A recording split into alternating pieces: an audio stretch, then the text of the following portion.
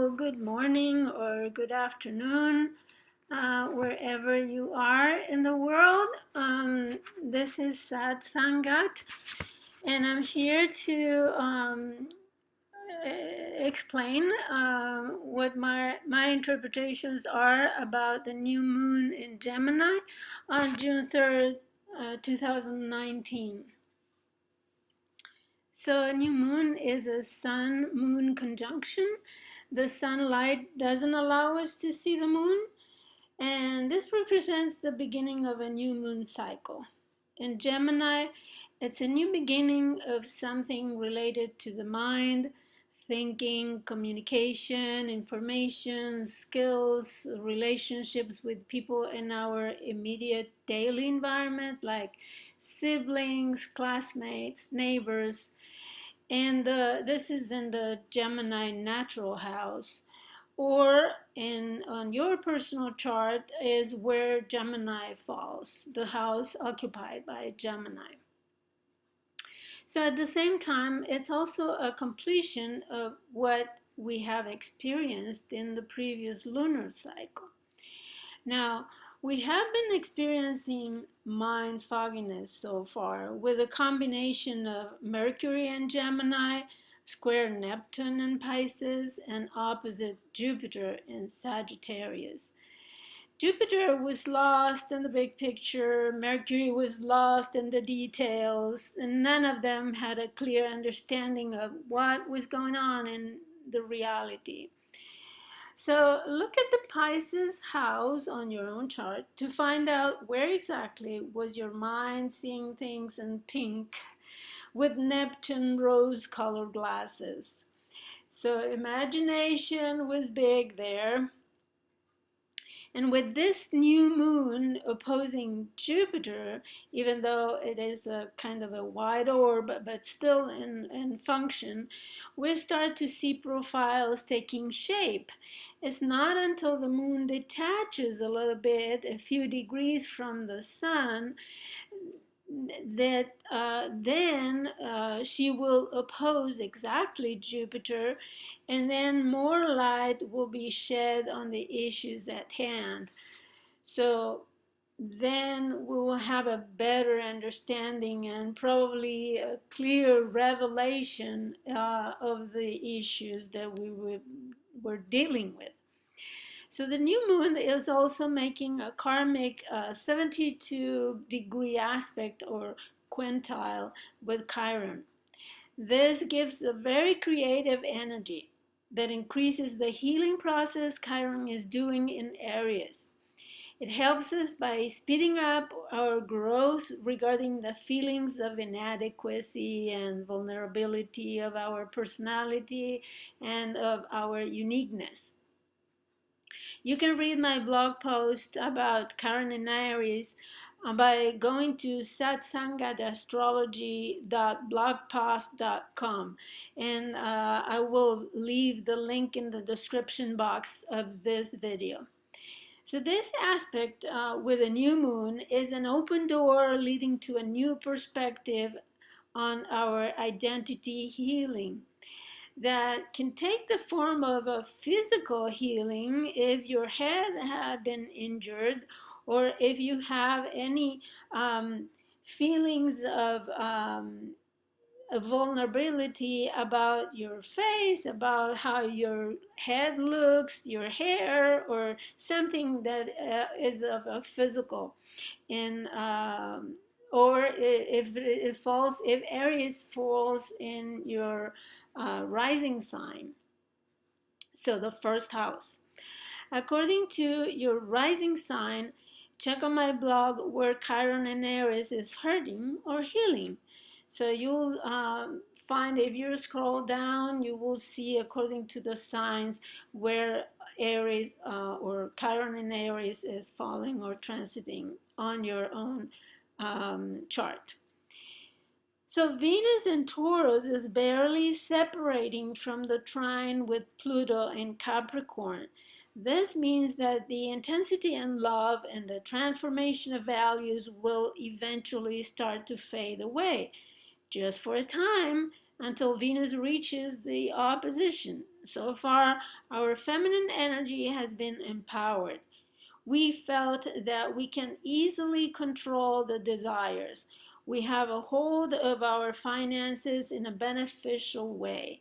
So, the progressive and relentless transformation in the house marked by Capricorn received a benevolent support from a very stable, loving agent, Venus, feeling at home in Taurus, be it in the form of another person or new circumstances or love situations or financial situations.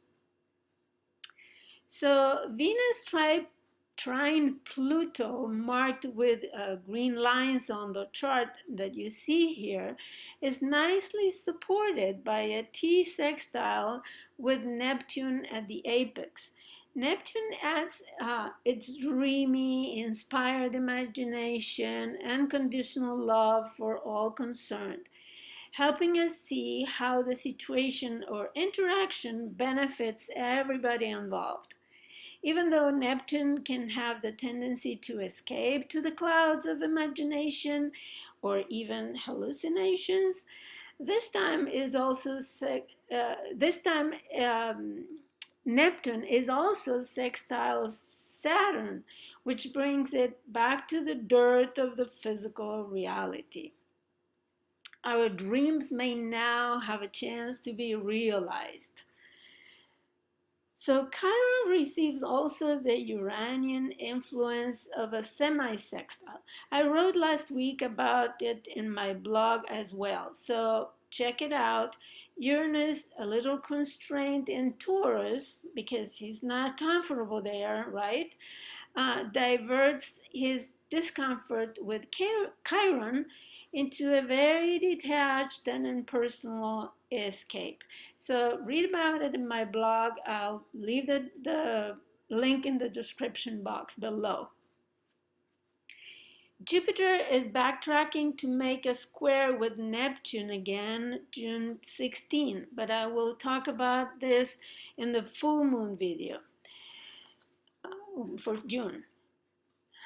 We shouldn't forget the major influence on this chart, one that lasts and is very strong all year long: Saturn-Pluto conjunction with the South Node. They are dismantling and rebuilding the house occupied by Capricorn in your chart.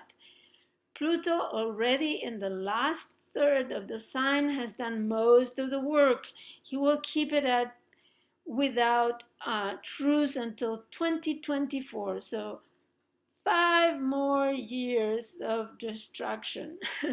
Pluto and Saturn have so far helped us get rid of unconscious conditionings, family lineage baggage, and probably past life karmic imprints as well. So Pluto certainly has destroyed and decomposed anything there that doesn't serve you anymore. He's the vulture in nature, cleaning dead carcasses to the bones. We will be left with the bare bones of that house structure. There's no more room for superficiality. When Saturn comes back direct, he will help us rebuild new structures, boundaries, and a new reality. So the North Node in Cancer is the compass we should use to navigate our ship to the safe port. So don't dwell on Capricorn. Look rather for comfort, support, shelter, home and family feelings in the zodiac house occupied by Cancer. There is healing there. So read more on my Cancer Capricorn nodal axis blog post and see the link in the description box below. So there you will find where for each sign where the axis falls, which houses. So in this chart, so previously we have seen much water and earth energy. So with this, with Mercury transiting Gemini and this new moon in Gemini, it brings more air into the chart, which means that this, for a long time, right, this is the first period where we experience some mind involvement, because so far we were very occupied watering the earth, watering the dirt in order to help things grow. But there was no thinking involved in this. So now with this new moon, we can start a month cycle where we can also put our minds into it and better understand. As I said previously, our minds were kind of foggy. Now it should start clearing. So, and the sun will transit um, about 20 more days there. So we'll have some time putting our minds to work. So thank you. This is all I had to say about this new moon in Gemini chart. This time, I appreciate your watching and listening, and I also appreciate your visiting my blog and leaving comments and sharing this video with your family, friends, of loved ones. So thank you so much for listening, and goodbye now.